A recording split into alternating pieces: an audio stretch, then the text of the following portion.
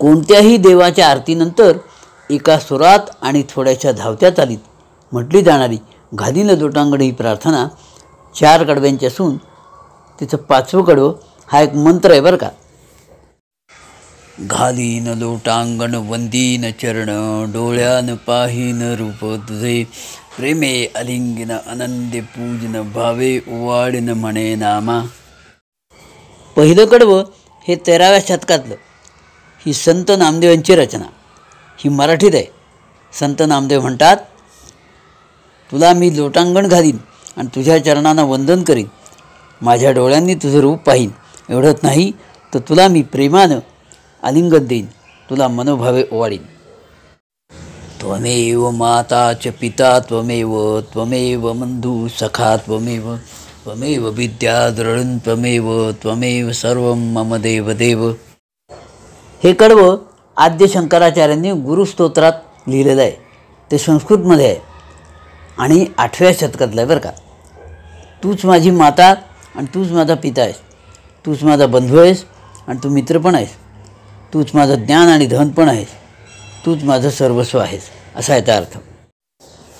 कायेन वाचा मनसेंद्रियैर्वा बुद्ध्यात्मना वा प्रकृती स्वभावा, करोमि यद्यत् सकलं परस्मै नारायणायेति समर्पयामि. हे पुढचं कडवं हे श्रीमद भागवत पुराणातील आहे. हे व्यासांनी लिहिलं आहे. हे सुद्धा संस्कृतमधलंच आहे. श्रीकृष्णाला उद्देशून ते म्हणतात, नारायणा, माझी काया आणि माझं बोलणं, माझं मन, माझी इंद्रिय, माझी बुद्धी, माझा स्वभाव आणि माझी प्रकृती यांनी जे काही मी कर्म करीत आहे ते मी हे नारायणा तुला समर्पित करत आहे. अच्युतं केशवं रामनारायणं कृष्णदामोदरं वासुदेवं श्रीधरं माधवं गोपिकावल्लभं जानकी नायकं रामचंद्रं भजे. हे कडवं अच्युताष्टकमधील 8व्या शतकातलं आहे बरं का. मी भजतो त्या अच्युताला, त्या केशवाला, त्या रामनारायणाला, त्या श्रीधराला, त्या माधवाला, त्या गोपिकावल्लभाला आणि जानकीनाथ श्रीरामचंद्राला.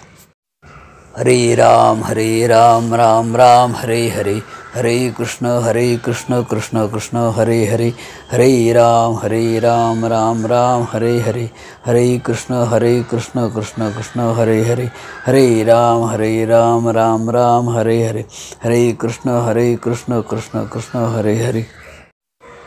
हा शेवटचा 16 अक्षरी मंत्र बरं का. काली संतरण या उपन्यासनातले हा मंत्र आहे. अशा या प्रार्थनेतली विविध कडवं वेगवेगळ्या कालखंडातील आणि वेगवेगळ्या लोकांनी लिहिलेली असली तरी सर्व भाविक ते अत्यंत श्रद्धेनं सुरात, लयीत, तालात आणि समर्पित होऊन म्हणतात. ही एक विलक्षण चांगली गोष्ट आहे.